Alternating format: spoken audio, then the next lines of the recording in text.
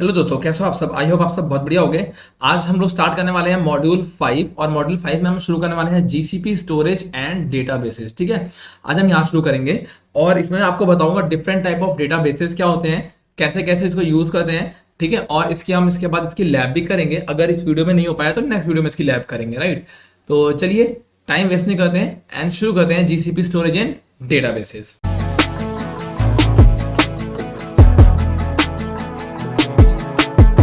Guys, तो मैं आपको बता दूं, सबसे पहले शुरू करते हैं हम। इसमें आएंगे आपकी तीन टाइप की स्टोरेज होती हैं। देखो मैंने बहुत ही वैसे लिखा है ना कि आपको एकदम समझ में आ जाएगा, एकदम सिंपल लैंग्वेज मैंने लिखी है। एक होता है क्लाउड स्टोरेज, ठीक है, एक होता है परसिस्टेंट डिस्क और एक होता है फाइल स्टोर।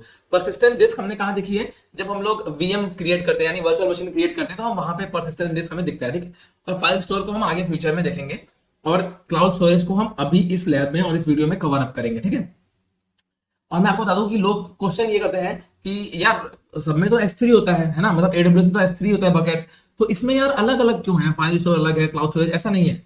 AWS में जो S3 होता है उसे हम लोग कहते हैं क्लाउड स्टोरेज। यहाँ पे मतलब उसको नहीं कहते हैं, मतलब उसी के जैसे यहाँ पे जो सर्विस है उसको क्लाउड स्टोरेज कहा जाता है। ठीक है, वैसे ही AWS में होती है इलास्टिक ब्लॉक स्टोरेज। ठीक है, उसको हम लोग EBS कहते हैं AWS में, और यहाँ कहते हैं परसिस्टेंस डिस्क। राइट, जब हम EC2 इंस्टेंस लॉन्च करते हैं हमसे वहां पे पूछता है ना मेमोरी 8 GB रैम और कितनी मेमोरी हमसे पूछता है, तो 10 GB 20 GB वहां पे EBS होती है। ठीक है, वैसे होता है EFS यानी कि इलास्टिक फाइल सिस्टम। ठीक है, तो AWS में उसको यहाँ पे कहते हैं फाइल स्टोर। राइट, और AWS में ही जो विंडोज के लिए होते हैं उसे हम FSX कहते हैं। ठीक है, तो आई होप आपको यहाँ पे मोटा मोटा समझ में आ गया होगा कि यहाँ पे हम किससे कंपेयर कर रहे हैं। अगर आपको AWS पता है या आपने मेरी एडोस की क्लासेस कर रखी है तो आप समझ जाओगे कि मैंने जब S3 बोला है तो मैंने क्या बोला है, जब मैंने EBS बोला है तो मैंने क्या बोला है। ठीक है, चलिए हम थोड़ा सा और आगे चलते हैं, क्योंकि मुझे पता है यहाँ पे बहुत सारी चीजें और प्रॉब्लम है कि बिग टेबल क्या है, फाइल स्टोर क्या है, क्लाउड सीक्वल क्या है, ये सब भी तो यार स्टोरेज का ही काम कर रही है ना। तो ये क्लाउड सर्विसेज ने मतलब जीसीपी ने अपने अलग अलग फंक्शंस के हिसाब से, ठीक है, अलग अलग फंक्शंस के हिसाब से इसने अलग अलग स्टोरेज क्लासेस दे दी है अपने एप्लीकेशंस के लिए, अलग दे दी है। फाइल स्टोर बैकएंड पे काम करता है एज ए सर्विस। ठीक है, बिग टेबल करता है बहुत बड़े डाटा के लिए। वैसे क्लाउड सीक्वल है, क्लाउड डाटा स्टोर है, क्लाउड स्पैनर, मेमोरी स्टोर, हम सबको देखेंगे वन बाय वन। ठीक, अब मैं आपको कुछ चीजें बता देता हूँ, जो कुछ बेसिक चीजें हैं क्लाउड स्टोरेज को लेकर के, वो मैंने यहाँ लिखी हुई है, आपको मैं समझा देता हूँ। एंड समझाने के बाद ठीक है, हम नेक्स्ट वीडियो में कर देंगे इसका लैब, और लैब हम दोनों तरह से देखेंगे। ठीक है, एक बार GUI के थ्रू, मतलब ड्रैग एंड ड्रॉप ऑप्शन सीधा स्क्रीन के सामने, और एक बार कमांड लाइन के थ्रू। ठीक है, तो उसके पहले हम एक बार थोड़ा सा थ्योरी लेक्चर खत्म करते हैं इसको, कि cloud storage is a service for storing your objects in Google cloud. ठीक है, क्लाउड स्टोरेज एक ऐसी सर्विस है जो कि स्टोर करने के लिए काम आती है ऑब्जेक्ट्स को, किसमें, गूगल क्लाउड के ऊपर। ठीक है, ऑब्जेक्ट का मतलब यहाँ पे कोई फिजिकल ऑब्जेक्ट नहीं है। अगर एक JPG फाइल है वो भी ऑब्जेक्ट है, अगर एक MP3 फाइल है वो भी ऑब्जेक्ट है, अगर एक MP4 फाइल है वो भी ऑब्जेक्ट है, अगर टेक्स्ट फाइल है वो भी, मतलब अगर कोई भी टाइप की फाइल है किसी भी फॉर्मेट की, अगर उसका कुछ साइज है तो वो ऑब्जेक्ट होती है। ठीक है, इस लैंग्वेज में ऑब्जेक्ट कहेंगे उसको। An object is an immutable piece of data consisting of a file of any size and format. जैसे मैंने आपको बताया कि उसका कुछ साइज होना चाहिए और फॉर्मेट कोई भी हो चलेगा। ठीक है, तो उसको यहाँ पे ऑब्जेक्ट कहा गया है, और वो ऑब्जेक्ट क्या करते हैं, हम स्टोर करते हैं किस पे, गूगल क्लाउड के ऊपर। ठीक है, उसे हम कहते हैं cloud storage. You store objects in containers called objects. ठीक है, हम स्टोर करते हैं ऑब्जेक्ट्स को एक कंटेनर में, उसे कहते हैं ऑब्जेक्ट्स। ठीक है, यहाँ पे कंटेनर का मतलब वो डॉकर वाला कंटेनर नहीं है, ये कंटेनर का मतलब है एक डब्बा, एक बॉक्स, एक फोल्डर, आप कुछ भी कह सकते हो, है ना। अगर आप किसी चीज में डाल रहे हो, ठीक है, तो वो एक कंटेनर हो गया। राइट, अगर आप एक बॉक्स में कोई सामान डालते हो, या फिर अगर आप किसी बाल्टी में कोई सामान डाल रहे हो, या फिर किसी भी चीज में डाल रहे हो, उसको आप ऐसा कंटेनर बोल सकते हो। ठीक है, तो यहाँ पे जो मैंने बोलना चाहा है वो मैंने वो वाला बोलना है। ठीक है, ये डॉकर वाला कंटेनर नहीं, आप इसको वहां रिलेट मत करना। ठीक है, और एक नेक्स्ट क्वेश्चन आता है, मतलब नेक्स्ट पॉइंट जो है वो इंटरव्यू के लिहाज से काफी इंपॉर्टेंट पॉइंट है, तो मैं आपको एक बार वो समझा देता हूँ। वेज टू एक्सेस या इंटरेक्ट विद क्लाउड स्टोरेज की, मतलब इंटरव्यूअर आपसे पूछता है कि भाई आप क्लाउड स्टोरेज को किन किन तरह से एक्सेस कर सकते हो। राइट, तो 90% लोग क्या बोलेंगे, कंसोल या GS यूटिल के थ्रू। GS यूटिल यानी क्लाउड शेल, जो कि हम इन दोनों पे लैब्स करने वाले। ठीक है, उसके बाद आपको दो चीजें और बोलनी है जो कि एक्चुअल इंटरव्यूअर सुनना चाहता है आप में और एक नॉर्मल पर्सन में डिफरेंस के लिए। आपको यूज करना है client libraries and rest APIs, हम इसके थ्रू भी एक्सेस कर सकते हैं। अगर इसके बारे में डिटेल में आपको बहुत नहीं पता है, आप थोड़ा सा पढ़ लो। ठीक है, मतलब जस्ट हमें जानना पता होना चाहिए कि इनसे भी कर सकते हैं हम लोग, बट हमें उसको करना नहीं है, इतना सीखना नहीं, हम कोई प्रो लेवल नहीं बन रहा है अभी। ठीक है, बट हमें पता होना चाहिए कि 4 तरीके से हम एक्सेस कर सकते हैं। और क्लाइंट लाइब्रेरीज क्या होता है, रेस्ट एपीआई क्या होता है, आपको थोड़ा थोड़ा हम पढ़ लेंगे बाद में। ठीक है, तो हमें पता होना चाहिए 4 चीजें। आप जब क्वेश्चन आपसे पूछे तो आपको ये नहीं बोलना है कंसोल और जीएस यूटिल, आपको बोलना है console, GS यूटिल, client libraries and rest API. ठीक है, चार चार तरीके हैं एक्सेस करने के। और यहाँ पे होता कैसे है, यहाँ पे काम कैसे करता है स्टोरेज। सबसे ऊपर होता है ऑर्गेनाइजेशन। आप किसी कंपनी में जॉब कर रहे हो, वो आपकी जॉब हो गई, ठीक, मतलब आपकी कंपनी हो गई। एंड देन आता है प्रोजेक्ट, जिस प्रोजेक्ट में आप काम कर रहे हो वो आपका प्रोजेक्ट हो गया। ठीक है, और प्रोजेक्ट के बाद आपने बनाई एक बकेट, राइट। बकेट के अंदर हमने बनाया कंटेनर, मतलब अब बकेट को ही बकेट ही बोलते हैं, बट बकेट क्या है, बकेट के अंदर जब हम करते हैं तो उसको अपलोड हो जाता है। ठीक है, तो बकेट होती है, उसी को कंटेनर भी कह लो आप, जो मैंने ऊपर लिखा था उसको आप बकेट कह लो या आप उसको कंटेनर बोल लो। ठीक है, वो डॉक्टर वाला कंटेनर नहीं है, बार बार बोल रहा हूँ, याद रखना। तो यहाँ पे मैंने इसको अपलोड कर दिया, लाइक एक एग्जाम्पल मैंने बनाया। ठीक है, ड्राइंग। अब देखो स्टोरेज क्लास क्या क्या होती हैं। ठीक है, जैसे हमने एडब्ल्यूएस में पढ़ा था, स्टैंडर्ड होती है, ग्लेशियर होते हैं। ठीक है, ऐसे ऐसे होती है ना कि डिफरेंट टाइप ऑफ क्लासेस। तो यहाँ भी क्लासेस 4 टाइप की होती है, राइट। एक होती है स्टैंडर्ड स्टोरेज, जिसको हम लोग हॉट स्टोरेज भी कहते हैं। एक होती है नियर लाइन स्टोरेज, जिसको हम लोग वार्म स्टोरेज भी कहते हैं। एक होती है कोल्ड लाइन स्टोरेज, जिसको हम लोग कोल्ड स्टोरेज भी कहते हैं। एक होती है आर्काइव स्टोरेज, जरूरी नहीं इसका नाम कोई और भी हो, ठीक है, एक नाम भी हो सकता है। ठीक है, हाँ। तो स्टैंडर्ड स्टोरेज क्या होती है, जैसे अगर सबसे स्टार्टिंग में आता है स्टैंडर्ड। अगर आप जब हम लोग S3 बनाएंगे, अगर हम उसमें कोई स्टोरेज नहीं बताएंगे उसको, तो बाय डिफॉल्ट स्टैंडर्ड स्टोरेज को बना देगा वो। ठीक है, मतलब हमने नहीं बताया कि भाई हमें मतलब किस में बनाना है, तो क्या करता है ये जीसीपी हमारा, ये बाय डिफॉल्ट ही हमारा स्टैंडर्ड में हमारी बकेट क्रिएट कर देगा। ठीक, और स्टैंडर्ड स्टोरेज होती क्या है, स्टैंडर्ड स्टोरेज हम तब यूज करते हैं जब हमें वेरी फ्रिक्वेंटली डाटा को चाहिए होता है। मतलब अगर मैं जस्ट लाइक यूट्यूब है ना, मतलब हमारा जब हमने मन किया हमने गए, हमने फट से वीडियो डाल दी, मतलब हमें देखनी है हमने देख ली। ठीक है, अगर कोई जगह जहां पे हमें बहुत ही फ्रीक्वेंटली हमें एक्सेस करनी है चीजें, ठीक है, जैसे कि सपोज आपके घर में 4 बाल्टी है, ठीक है, आप समझ लो ये बाल्टी है, समझ लो, एग्जांपल दे रहा हूँ, बकेट ये हो गई, एक बकेट ये, एक बकेट, मतलब मैं सिर्फ समझा रहा हूँ, आप समझना कि मैं आपको डिफरेंस बता रहा हूँ कि स्टैंडर्ड क्या होता है, नियर लाइन क्या होता है, कोल्ड लाइन क्या होता है, बस मैं इनको बोल रहा हूँ बकेट। ठीक है, ये वो बकेट है जो आपने अपने कमरे में रखी है, क्यों, क्योंकि आपको भाई बार बार जरूरत पड़ती है उस बकेट में से। ठीक है, आपने अपना मोबाइल उसमें डाल दिया, आपको फिर चाहिए होगा हर आधे घंटे पे, हर 1 घंटे में आपको चाहिए, तो आपने स्टैंडर्ड में डाल दिया। ठीक है, स्टैंडर्ड स्टैंडर्ड कौन सी बकेट है, जो आपके कमरे में रखी है, राइट। नियर लाइन कौन सी हो गई, जो लाइक लॉबी में रखी है या थोड़ी सी दूर रखी है, मतलब जिसको आपको आप ये कह सकते हो, जिसको हमें लाइक 1 महीने में एक बार, है ना, मतलब आपको महीने में एक बार आपको जाना पड़े लेने के लिए, तो लाइक वो हो गया। ठीक, जैसे जैसे कि आपके सपोज कोट पैंट, मतलब लाइक कोट पैंट भी नहीं बोलूंगा, सपोज बाहर जाने के लिए कपड़े आपने कुछ खरीदे हैं, कुछ अलग से टी शर्ट है आपकी, कुछ शर्ट है आपकी, तो उसने आपको कबर्ड में आपने डाल दिया, उसको अपने बकेट में रखा नहीं, आपने कबर्ड में डाल दिया, मतलब आपको महीने में एक बार एक्सेस करना है उसको। ठीक है, कि यार आज बाहर चलते हैं, चलो महीने में एक बार जाना होता है, आज पहन लेते हैं। ठीक है, मतलब जब हमें कोई सामान 1 महीने में हमें एक बार एक्सेस करना होगा, तो हम नियर लाइन स्टोरेज यूज करेंगे। ठीक, समझ गया ना। और जब हम कोड लाइन तब करते हैं, सपोज करो 3 महीने में एक बार, जैसे शादी, सपोज हमें शादी में जाना है, तो वो कपड़े हम कहाँ रखेंगे, कोड लाइन में, है ना, तो जहां पे हमें 3 महीने में चाहिए होते हैं, लगभग लगभग 3 महीने, तो हम वो कोड लाइन स्टोरेज यूज करते हैं। ठीक है, आर्काइव क्या होता है, archive is just a kind of thing कि बहुत मोटी जैकेट, सपोज बहुत मोटी जैकेट हमें साल में एक बार पहननी पड़ सकती है, जब हमें कहीं ट्रैवल करना है बाइक पे, ठंडियां आ गई हैं और बहुत ठंडी लग रही है, तो यार आज वो जैकेट निकालते हैं, या फिर आप कह दो रेनकोट, साल में एक बार या 2 बार इंसान यूज करता है, तो उसको हम आर्काइव स्टोरेज, मतलब जो चीज हम जितना कम एक्सेस करेंगे उसको हम इसी वे में रखेंगे। सबसे ज्यादा एक्सेस करने के लिए होगा तो स्टैंडर्ड, उससे 1 महीने के अंदर होगा तो नियर लाइन, 3 महीने के अंदर होगा तो कोड लाइन, और 3 महीने से 1 साल के अंदर होगा तो स्टोरेज। अब ऐसा क्यों है, देखो यहाँ पे होता क्या है, एक तो सबसे प्लस पॉइंट जीसीपी का ये है कि जीसीपी बोलता है कि हम जो आर्काइव स्टोरेज की चीजें हैं, जब आपको एक्सेस करनी होगी ना, हम मिनटों घंटों में दे देंगे, हम दिन नहीं लेते हैं, हम मिली सेकंड्स में आपको दे देंगे, हमें दिन लगते नहीं है। क्योंकि एडब्ल्यूएस में क्या होता है, जो ग्लेशियर वाला होता है एंड वाला, मतलब लाइक जो एडब्ल्यूएस के अंदर जो आर्काइव स्टोरेज, जो उसको हम काउंट करते हैं आर्काइव स्टोरेज, उसमें क्या होता है ना कि उनको 24 आवर्स का टाइम चाहिए होता है एटलीस्ट वहां से चीजें एक्सेस करने के लिए। ठीक है, अब होता क्या है, होता यह है कि इसमें आर्काइव में चीजें रखना कोई कॉस्ट नहीं पड़ती है, राइट। मैं आपको एक और एग्जांपल भी दूंगा जिससे आपको शायद और बेटर समझ में आ जाएगा। ठीक है, अगर मैं आपको बताऊं, जब हम स्टैंडर्ड से इस तरफ जाएंगे, मतलब स्टैंडर्ड फिर नियर लाइन फिर कोल्ड लाइन फिर आर्काइव, यहाँ पे ना कॉस्ट कम होती जाती है ना, यहाँ रखने के ज्यादा पैसे लगते हैं, यहाँ रखने के उससे कम, यहाँ रखने के उससे कम, यहाँ रखने के सबसे कम, तो भाई हम आर्काइव में रखते हैं ना, अगर ये भी तो हमें मिली सेकंड में दे रहा है। ठीक, ऐसा भी तो आप सोच सकते हो ना कि जब रखने के पैसे यहाँ कम पड़ रहे हैं तो हम इसी में रखते हैं, क्योंकि ये भी तो बोल रहे हैं कि हम सेकंडों में आपको डाटा दे देंगे, अगर आप आर्काइव में रखोगे तो भी हम आपको सेकंडों में डाटा दे देंगे। बट यहाँ पे एक पॉइंट है, वो ये है कि भाई ये कहता है कि भाई यहाँ पे रखने का तो कम पैसा है, बट अब यहाँ से एक्सेस करोगे तो हम ज्यादा पैसे लेंगे। यहाँ पे आपको रखने का पैसा है पर यहाँ पे एक्सेस फ्री है, आप जितनी बार चाहे उतनी बार यहाँ से निकाल सकते हो, डाल सकते हो, ठीक है। बट यहाँ पे अगर आप रखोगे तो यहाँ से आपको लेने में बहुत पैसे पड़ेंगे, लेने देने में रखने का पैसे कम पड़ेंगे, बट उसको एक्सेस करने में ज्यादा ज्यादा खर्चा आएगा, ठीक। जब मैंने आपको बोला यहाँ से कॉस्ट इसकी कम होती जाती है इस तरफ बढ़ते टाइम, और डेटा रिट्रीवल का टाइम बढ़ता है। मतलब यहाँ पे क्या है, आपने कमरे में रखी थी, आपने फट से यूज कर ली। यहाँ क्या है, आपने कवर्ड में रखी है, आपने फट से यूज कर ली, लाइक थोड़ा सा डिले हुआ, अब उठ के कमरे तक गए और कबर्ड खोला, निकल गया, ठीक है।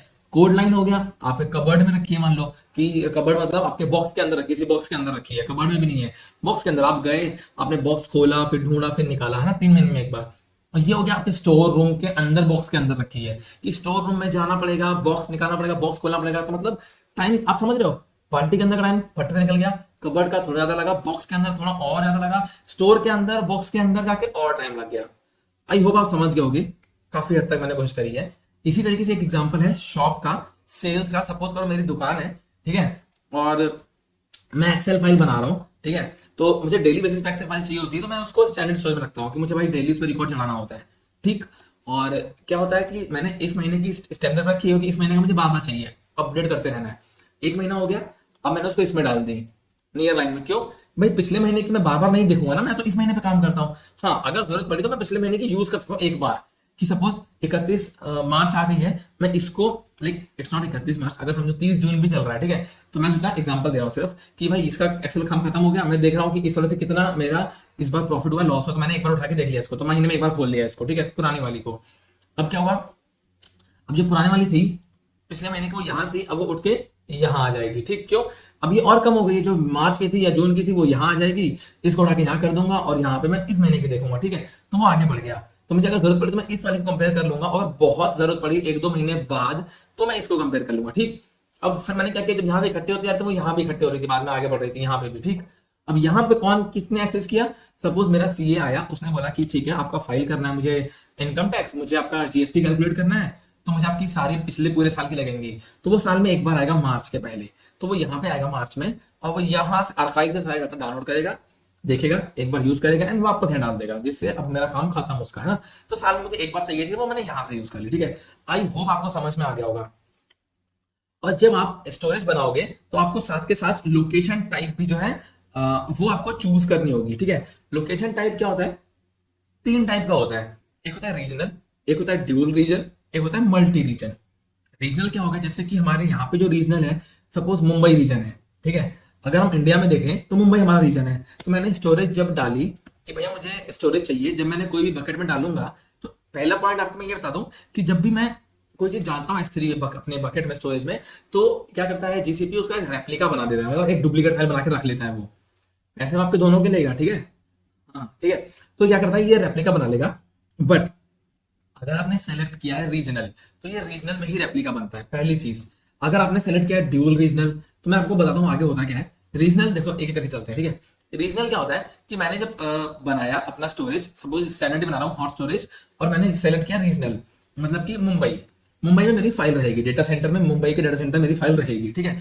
बट ऐसा ना हो, लाइक खुदा ना खास्ता कुछ ऐसा हो जाए, कुछ मिस हैपन हो जाए कि डाटा लॉस हो जाए, या मुंबई के डेटा सेंटर पे कुछ कह लो कि नेचुरल डिजास्टर आ गया या कुछ हो गया, लाइक कुछ भी ऐसा हो गया कि वो चीज वहां से हट गई मतलब डैमेज हो गई, ठीक है। अगर डेटा सेंटर जो मुंबई का है वो डैमेज हो गया, तो उसमें अब कोई क्या कर सकता है ना। आपने चूज किया था रीजनल, आपके उसी रीजन पे था, तो आपने जिसे भी तो बोला भाई मैंने तो रीजनल चूज किया था, उसने बोला भैया पता नेशनल डिजास्टर हो गया, अब हमारे हाथ में तो है नेशनल, तो उसने बोला ठीक है अब नहीं मिल सकता, बैकअप खत्म, ठीक है। अब हुआ क्या, आपने अगर चूज किया था ड्यूल रीजन, ठीक है, आप थोड़े से अमीर हो ना, क्लाइंट आपका अमीर है, उसने बोला भाई मुझे बैकअप अच्छा चाहिए, मैं पैसा लगे तो लगे, ठीक है, तो आपने बोला भाई एक ड्यूल रीजन रख लेते हैं, लाइक एक मुंबई में रख लेते हैं, एक दिल्ली में रख लेते हैं, ठीक है। अगर मुंबई पे कुछ भी हुआ तो दिल्ली पे हम पे डाटा रहेगा, हम वहां से रिट्रीव कर लेंगे, राइट। एक बैकअप हमने कॉपी तैयार कर ली, कहाँ पे, ड्यूल रीजन, तो ये पैसे मुंबई के भी लेगा और दिल्ली के भी लेगा। आप एक्सेस एक ही जगह से कर रहे हो, पर वहां पे हमने रेप्लिका बना रखा है, ठीक है, तो पैसे आपके दोनों जगह के ले गए, दोनों जगह के डेटा को रखने का ये पैसा लेगा, ठीक। उसके बाद आता है मल्टी रीजन। मल्टी रीजन बोले तो एक तो एशिया हो गया, है ना, कि हमने मुंबई में रख लिया है, एक हमने यूएस ईस्ट ओहायो रख लिया है सपोज करो, ठीक है, मतलब एक हमने यहाँ इंडिया में रखा है, एक हमने ओहायो में रखा है, ठीक है, दो चीजें हैं। और यहाँ पे ना इसको हम एक तरीके से और यूज कर सकते हैं। सपोज मैंने एक एप्लीकेशन बनाई, सपोज जोमेटो, ठीक है, अब मैंने जोमेटो बनाया, अब मैं यहाँ मल्टी रीजन तो नहीं लूंगा ना, क्यों? क्योंकि जोमेटो का एक्सेस कहाँ पे है, यूएस में है क्या? ऑब्वियसली नहीं है, इंडिया कंपनी है, इंडिया में रहेगा, तो मैं रीजनल रखूंगा, इंडिया में रखूंगा इसका लोकेशन, मतलब इसका डेटा। हाँ, अगर मैं सोचूं कि भाई बहुत ही ज्यादा मतलब नीडेड है, मुझे डेटा की बहुत जरूरत है, मैं चाहता नहीं कि भगवान ना करे कुछ ऐसा हो कि डेटा यहाँ से मुंबई में दिक्कत हो जाए, तो मैं एक कॉपी रेप्लिका की यूएस में डाल दूंगा कि भाई यहाँ कुछ हो तो हो, यूएस में मेरा पड़ा रहे, ठीक है, बट प्रेफर करेंगे कि रीजनल रहे वो। इससे क्या होता है ना, लेटेंसी स्लो है, मतलब बहुत फास्ट होती है, मतलब लेटेंसी लो का मतलब है कि रिट्रीवल बहुत फास्ट है, जब मैं डाटा मांगूंगा फटाक से मिली सेकंड्स में आ जाएगा मेरे पास, ठीक है। आप समझ गए ना कि रीजनल, ड्यूल रीजन और मल्टी रीजन क्या होता है। यहाँ इसलिए बता रहा हूँ डिटेल में कि जब हम लैब करेंगे ना, तो वहाँ पे फटाफट हम करेंगे सिलेक्ट और आगे बढ़ जाएंगे, तो फिर वो चीजें वहाँ मिस हो सकती हैं, ठीक है। और मैं कुछ बेसिक पॉइंट बता रहा हूँ जो कि हर तरह के स्टोरेज क्लास में इंक्लूड रहते हैं। Storage class is the piece of metadata. Metadata क्या होता है? Metadata is a kind of data of like data of data, ठीक है। जैसे आपके फोन में जब आप गैलरी खोलोगे, है ना, तो आपको वहां क्या दिखेगा कि फोटो आपने खींची है, ठीक है, आपने उस फोटो खींची, आपको गैलरी से मतलब है कि मेरी फोटो जाके गैलरी में सेव हो जाती है। बट गैलरी में जाने के बाद भी वो क्या करता है, मोबाइल उस डेटा को यूज करता है, उस फोटो के डेटा को यूज करता है और उसको उस हिसाब से अरेंज करता है। वो ऐसे नहीं रहता कि बस आपकी फोटो थी तो उसने फोटो में डाल दी, वो उसको अरेंज करेगा कि वो फोटो कब खींची है, कौन से फॉर्मेट में है, क्या साइज है उसका। अगर वो साइज के वाइज अरेंज कर रहा है तो अगर छोटी फोटो है तो वो सबसे ऊपर रखेगा, अगर नई फोटो है सबसे ऊपर रखेगा। समझ लो कि उसके लिए तो वो डेटा का भी डेटा उसको चाहिए ना, हमारे लिए बस एक फोटो है, उसके लिए वो एक डेटा है, ठीक है। और the storage class set for an object affect the object availability and price model.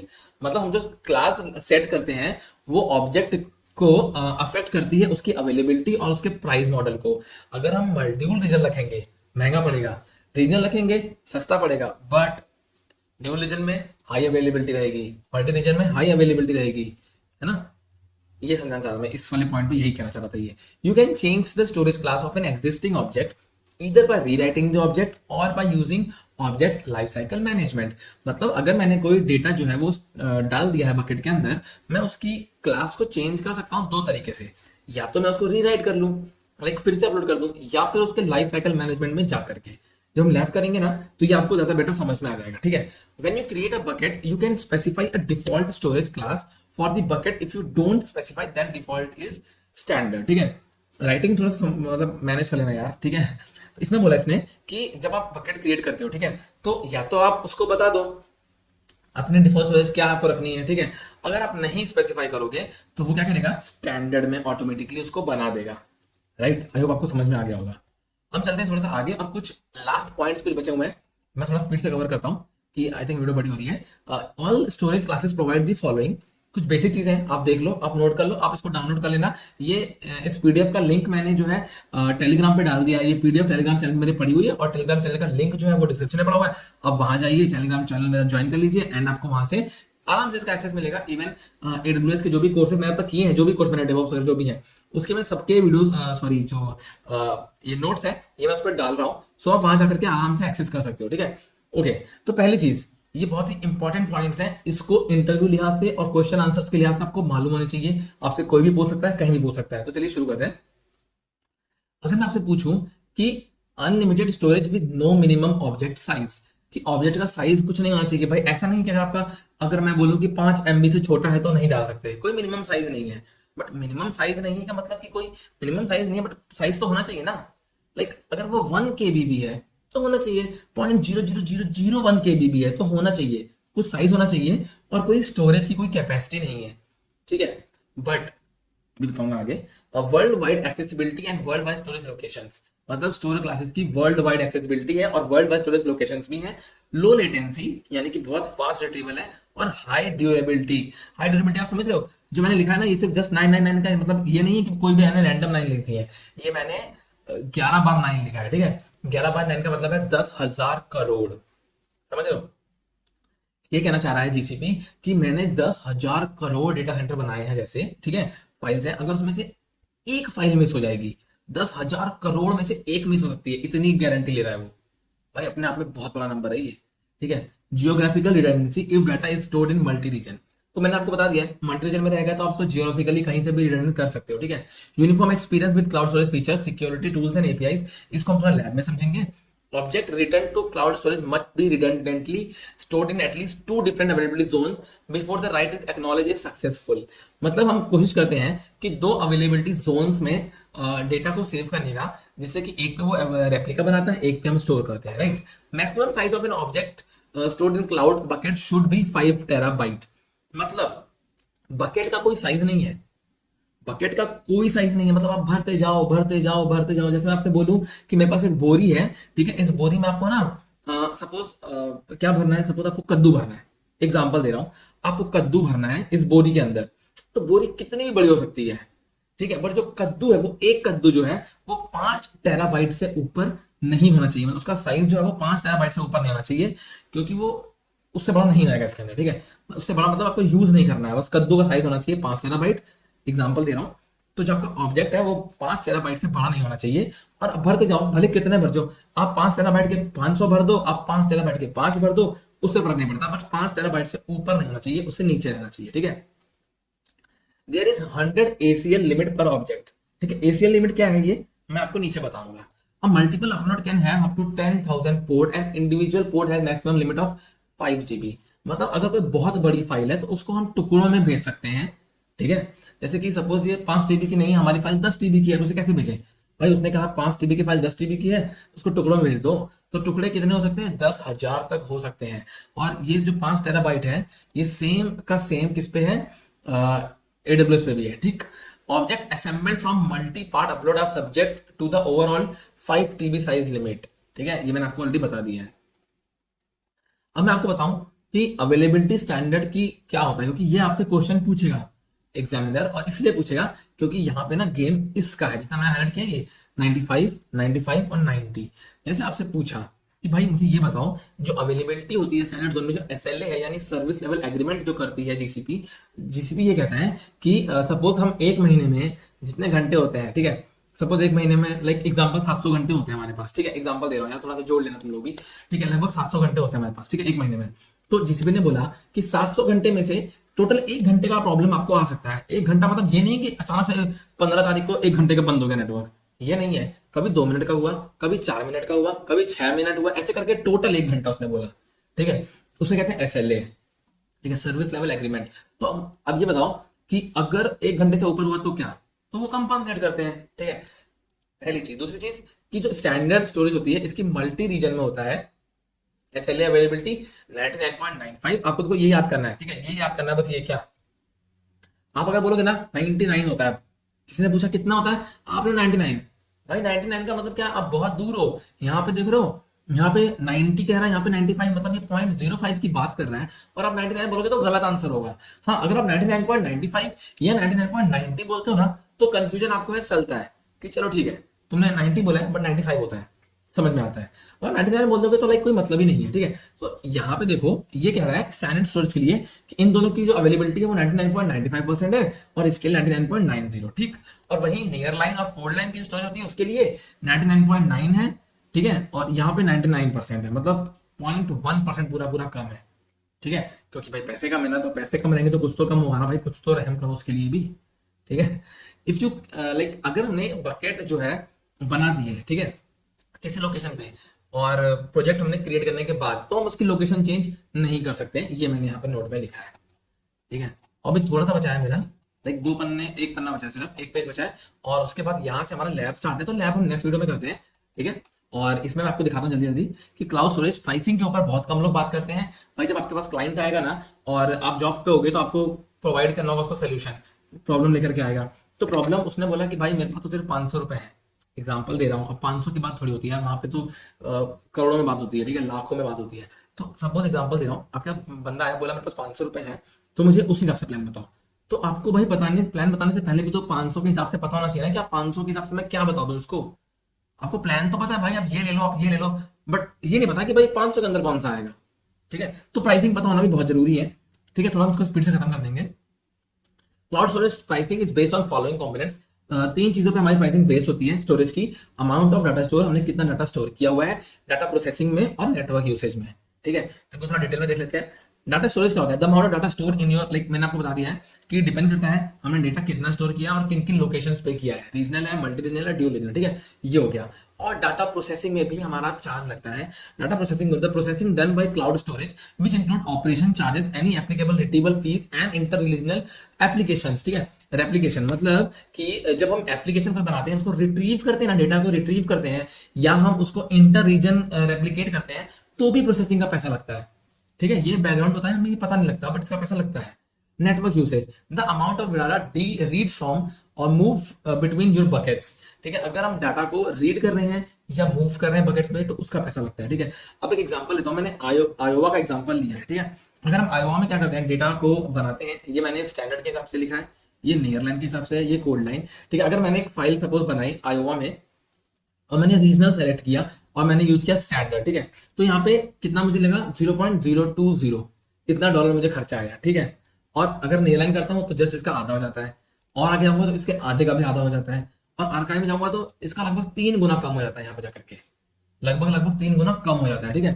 तो फर्क यहाँ पे क्या है भाई, रखने का पैसा कम है, बट जब मैं डेटा यहाँ से मंगाऊंगा, स्टैंडर्ड से मंगाने में तो कोई खर्चा नहीं है भाई, इसने तो 0.020 ले लिया एक साथ, बट ये पापा मैं यूज करूंगा ना तो पैसा नहीं लेगा। हाँ, इसने पैसा कम लिया है, बट मैं इसे यूज करूंगा तो ये मुझे पैसे देने पड़ेंगे। भाई तुमने आर्काइव में रखा, तुमने कहा था कि साल में एक बार लोगे, तो मेरी मेहनत बढ़वा रहे हो, तो इसको पैसा देना पड़ेगा, ठीक है। वही सेम चीज ड्यूल रीजन में भी आती है, उसी हिसाब से प्राइस आप कंपेयर एक बार समझ लोगे, देख लोगे, समझ में आ जाएगा, ठीक है। Dual regions are build to both underline regions at the above price level, ठीक है। ड्यूल रीजन क्या करता है, बिल्ड बोथ अंडरलाइन रीजन्स, ठीक है। अगर मैंने सपोज ड्यूल रीजन बनाया तो ये पैसा यहाँ से भी लेगा एक रीजन से, और दूसरे रीजन से भी लेगा जाकर के, ठीक है। अगर हमने स्टैंडर्ड में 2 रीजन लिए हैं, तो ये तो आयोवा का है, प्राइस ये हुआ, ठीक है। जब हम लैब करेंगे ना तो आपको दिखेगा 2 जगह प्राइस दिखेगा। अगर मैंने आयोवा भी यूज किया है और मैंने एशिया लिखा है, तो एशिया का जो ड्यू रीजन का पैसा होगा ना, वो भी लेगा और ये भी लेगा, ड्यू रीजन में 2 जगह पैसा लेगा, ठीक है। मैंने सिर्फ आयोवा का आपको लेकर डिफरेंस बताया कि अगर आप आयोवा में सेव करते हो इन स्टोरेज के अंदर, तो कितना खर्चा कैसे आता है, ठीक है। हाँ, अगर आप ये वीडियो काफी टाइम बाद देख रहे होगे तो शायद ये प्राइस वेरी कर जाएंगे, तो इनको एकदम वो मत मान चलना। आप एक बार लेटेस्ट प्राइस को ऑफिशियल पेज जाके चेक कर सकते हो। ओके, सो टर्बो रेप्लिकेशन क्या होता है, मैं आपको सिंपल भाषा बता देता हूँ, ये इंग्लिश पढ़ने की जरूरत नहीं है। कि जब टर्बो रेप्लिकेशन होता है कि हमें अगर कोई डेटा को रेप्लिकेट करना है, ठीक है, तो हम उसे 15 मिनट में रेप्लिकेट कर सकते हैं। मतलब turbo replication is a cloud storage premium feature design to asynchronously replicate newly written cloud storage objects associated with any insert, rewrite, copy, compose operation regardless of object size to a separate region within a target of 15 minute. मतलब अगर आप एक reason से दूसरी reason में आपको data transfer करना है तो आपको सिर्फ 15 मिनट टाइम चाहिए, और उसे कहते हैं टर्बो रेप्लिकेशन। आप इसकी अगर आपको डेफिनेशन याद करनी है आप इसे याद कर सकते हो, it's okay, it's like up to you.